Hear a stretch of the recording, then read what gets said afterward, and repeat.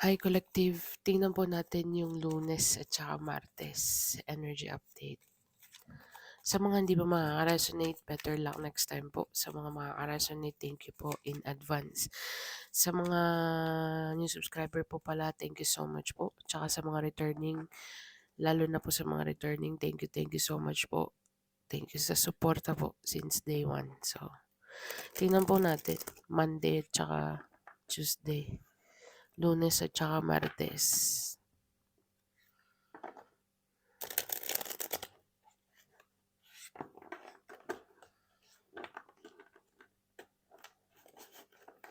Wala po tayong gender sa energy, no? So, just take out resonate po.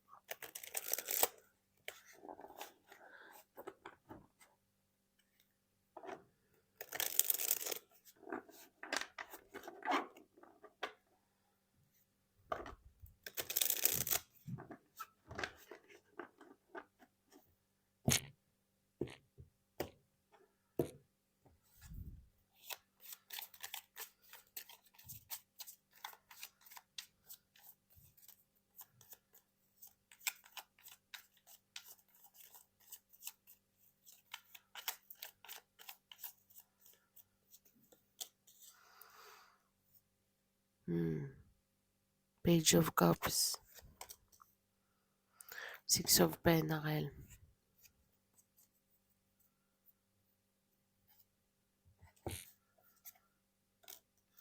Three of Pentacle.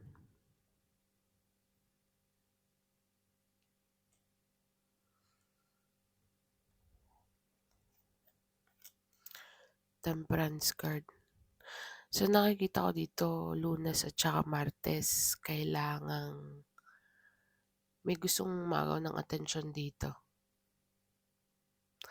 Maybe I think focus ka on something. Or binabalanse mo lang yung energy mo. Kasi meron tayong generosity card o forgiving na meron nagbebeg sa kabila. I think kung makita mo to,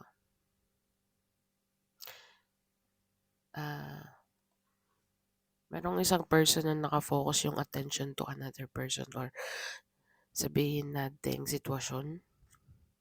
Three of Pentacles naman, it's all about collaboration. Or maybe this is a coworker, friends, or relatives. Temperance card, tiptoeing. 1 foot in. Testing the water. Tinatry dito yung sitwasyon. Either titirahin ka nito emotionally, collective. Merong gustong mag-approach sa'yo dito regarding sa collaboration or teamwork. Gustong makapag-team up sa'yo. But at the same time, kasi I think marami kang binibigay na knowledge or may mga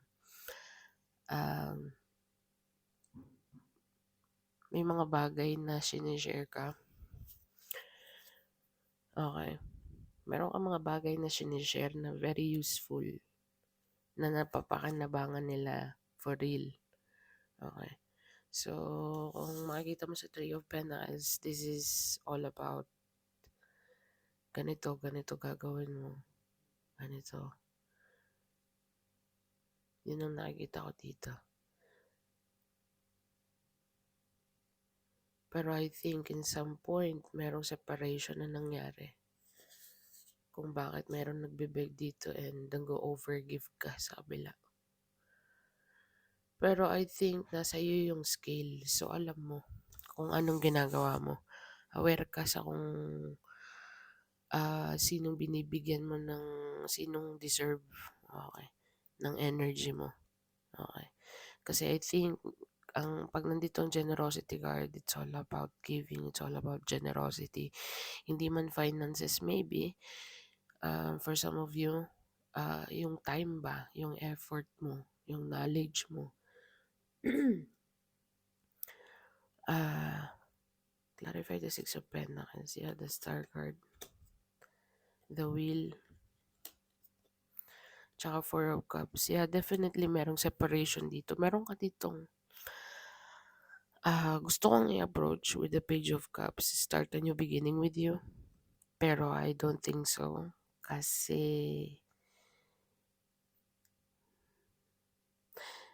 hindi ko alam kung friends, coworker, or a lover. It depends. Pero nag-tiptoe ka ba? Gina-check mo ang water dito. Pero I think nasa'yo pa rin ang nasa'yo pa rin yung choice. Merong apology din, no, incoming. Slowly but surely. The Wheel of Fortune at saka the Star card, someone, merong gustong mag-heal ang situation sa'yo dito. Hindi ko alam kung meron kang in-ignore or meron ka with the Four of Cups intentionally. Okay. I don't think kung nag-overgive ka or something in that line. Pero meron kang apology coming in. Titirahin ka nito emotionally kasi I think alam niya kung anong soft spot mo. For of Wands, it's all about stability, celebration, or maybe itong person na to gusto kanyang i-invite or pero I think sa nafe-feel ko dito, you're good with the Four of Wands. Meron kang structure at saka stability of your own. Okay. So, di ka mag-ano ng validation for anyone. Pero merong another person dito na talagang um, gusto niya makipag-collaborate sa'yo. Kasi nakikita ka niya as you have the knowledge. Meron kang mga tools na wala siya. Kind of thing. Okay. So, with the Queen of Swords, totally cut off. Napaka-cold shoulder. Binibigyan naman ng cold shoulder to. Chariot card. Moving forward. Meron kang mentality na lahat ng hindi, like, hindi ko naman sinabi na tumutulong ka tapos expecting something in return. Hindi ko sinabi yun. Ang appreciation sa'yo is enough. Like, thank you is enough. Yung, like, balance. Yung equal give and take na sinasabi. Sa chariot card, may nakikita akong travel or for some of you, upgrade ng sasakyan or moving. Moving in, moving out, new home, new apartment kasi meron kang Four of Wands. Okay. Before ka mag-move sa nakikita ko dito, I think kailangan mo mag-cut off ng mga yung there's no longer serving. It's in your highest good. Bagang wala silang maiaambag, kumbaga. Hindi ko naman sinabing piliin mo lang yung mga taong mapapakinabangan mo, no? Ang gusto kong sabihin dito is like yung mga taker na sinasabi. Okay. Yung mga taker na actually wala namang ambag or walang maiaambag sa magiging journey mo or sa actually may inambag sila kasi binigyan ka nila ng lesson in some point na ang pag-overgive is kailangan ng balanse. As a giver, kung ikaw po ang nasa part ng giver, tapos para bagang nahirapan ka maging receiver, okay, hindi naman po pwede yung ikaw na lang lagi, 'di ba? So, yun ang nakikita ko dito. Pero meron kang travel, meron kang moving somewhere, positive, stability, okay, slowly but surely, meron kang apology coming in, ah, yung mga kinut off mo dito emotionally, mentally, and physically. Okay. The Hierophant card. For some of you, contract also. Okay. Very positive ang outcome mo dito. So, kailangan i-cut off ang mga dapat nang i-cut off na hindi naman nakakaambag. Okay. Pero thankful pa rin kasi kung hindi dahil sa kanila, hindi ka makaka-realize na overgiver ka. Like, hit rock bottom na sinasabi. Pero, apart from that, ang dami mong knowledge na natutunan. Okay, pero sabi nga po nila, use your knowledge or to benefit others. Pero yung iba nga po, ginagawa mo na nga yung kung anong purpose mo dito sa earth, sinasamantala pa. Kaya, paano ka magbibigay po kung ikaw sa sarili mo drain ka din kasi nga overgiving tapos yung binibigyan mo is wala pang appreciation or hindi man lang like, you know what I mean, collective?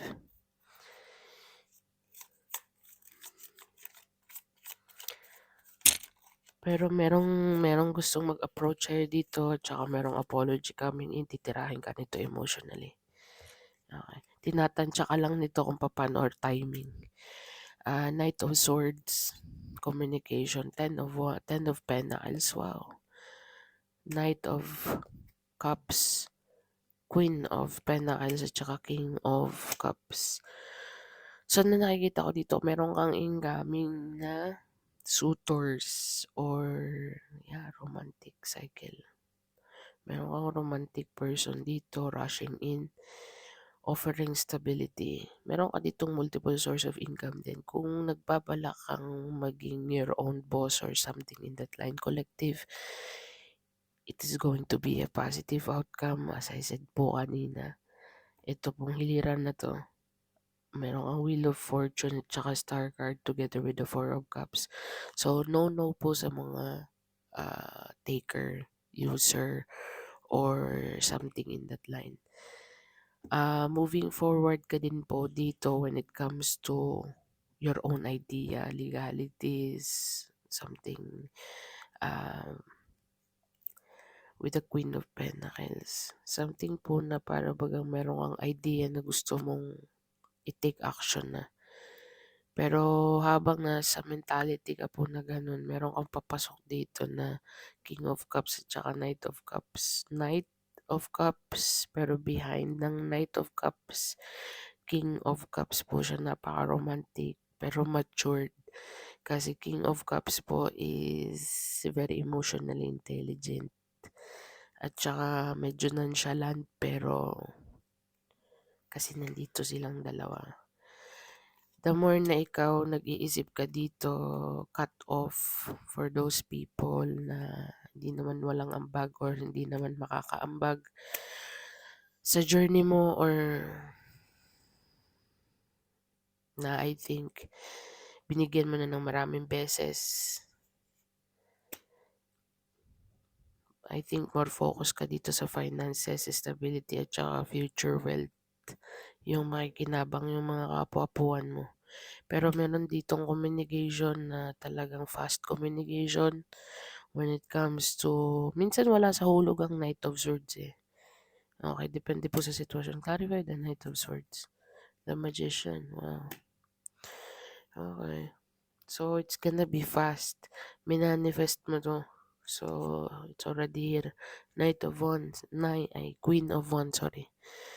Unstoppable energy. Ang ganda. I-breakdown ko po lahat. Pero sa Monday and Tuesday po, Lunes, Martes, meron ka ditong papasok na someone na mag-apology. Titirahin ka nito emotionally. Because I think meron kang tools na kailangan ng person na to. Okay, hindi ko alam kung coworker, friends, family member, or lover, past lover, I don't know. Basta someone na connected po sa'yo. In some point talagang naging giver ka dito. Okay. And I think kinut off mo to, merong separation na nangyari mentally, emotionally, physically. Okay. Pero merong tansya na nangyayari dito. Tiptoeing. Pakiramdaman na sinasabi. Pero ikaw is napaka-balanse mo. Very well balanced. Yung baga, kung galit ka talaga. Kung hindi mo talaga gusto, hindi mo na talaga nagugustuhan. Kumbaga, dati nakapag-adjust ka pa ng konti, nahilot mo pa. Pero I think this time around, hindi mo na nahilot. Kaya nag-shutdown ka, cut off totally. And then, doon na na-realize na ay, hindi ka na nag-joke collective. So, meron ng apology coming in. Tapos ngayon, meron kang stability, incoming dito, focus more on your security, stability, business, yun ang mga iniisip mo dito. Kaya habang iniisip mo yun, napaka-unstoppable mo, nagmamanifest ka behind the scene. Ang bilis ng mga affirmation mo dito, baka itong Knight of Swords is affirmation mo na talagang nagmix yung affirmation mo. Kasi sabi ko kanina, ang Knight of Swords sometimes is wala sa hulog pero it's very fast. Okay.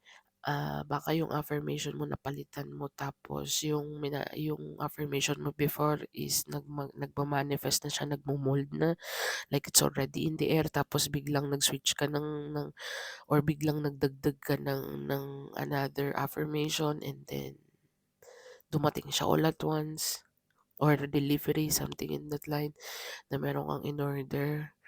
Tapos may nagustuhan ka ulit. I don't know, something in that line na um, same thing na gusto mo. Okay.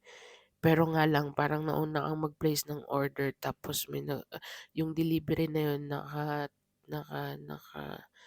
destino sa 7 or 8, something in that line, or 10.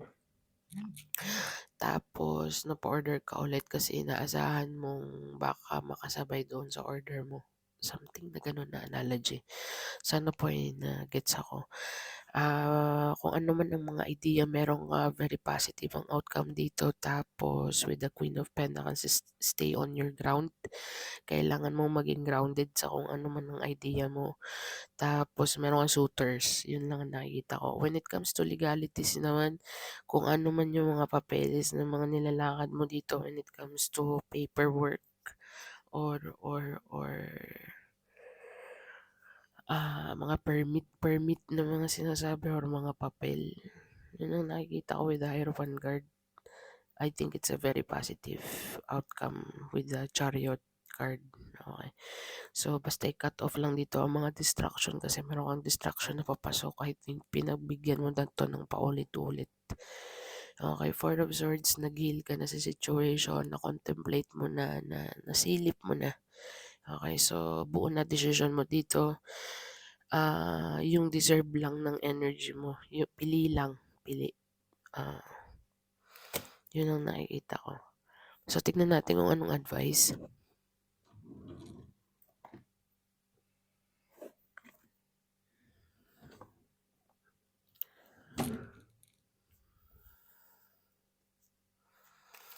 Advice sa collective po.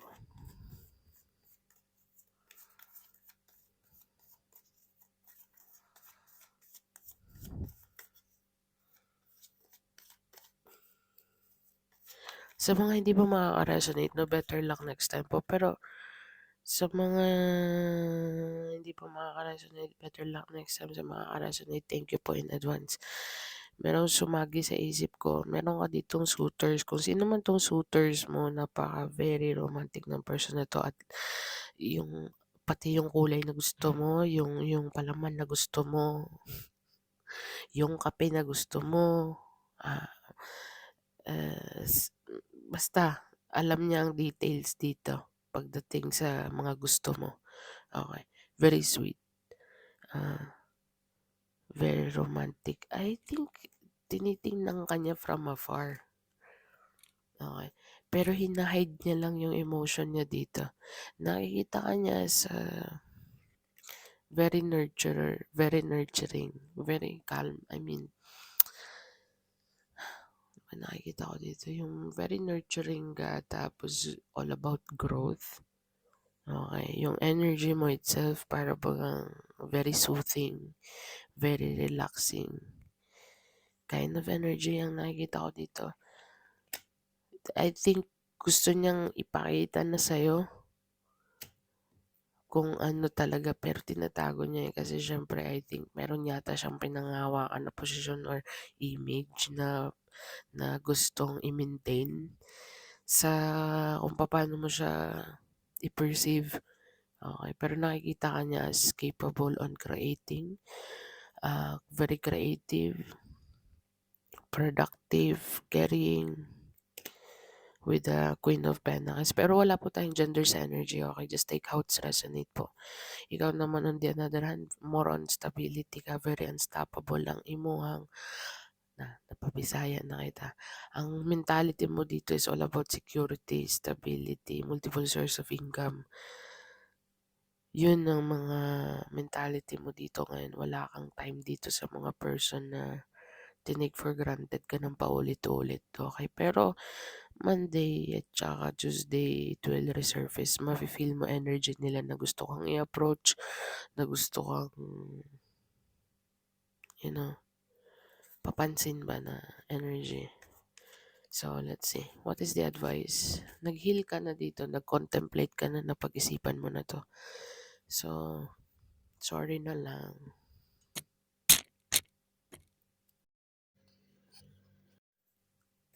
What is the advice, please?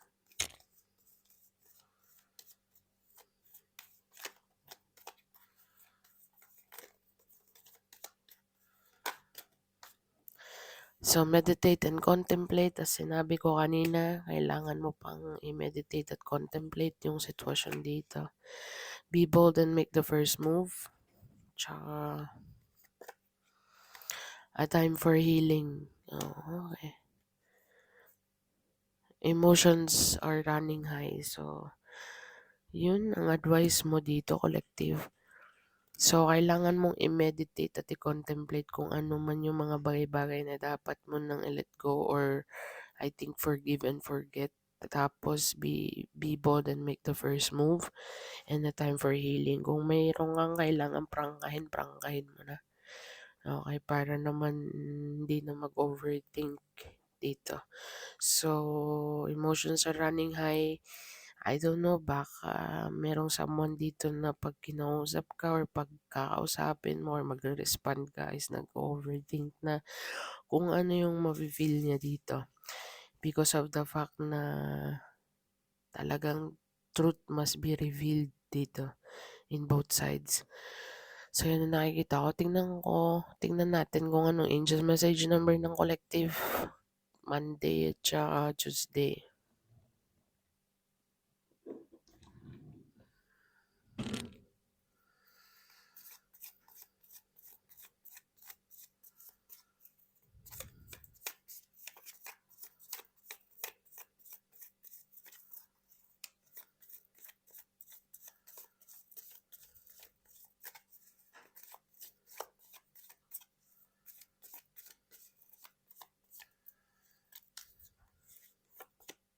Meron kang 914. So, Google mo siya. Angel message number 914. Meron ka pong mensahe dyan. Maaaring makaresonate sa sitwasyon mo. So, this is what I have for you, collective. Sana naman po ay nakaresonate. So, yun lang po. Thank you for being here, collective. Thank you for watching. And see you on the next one. Bye for now.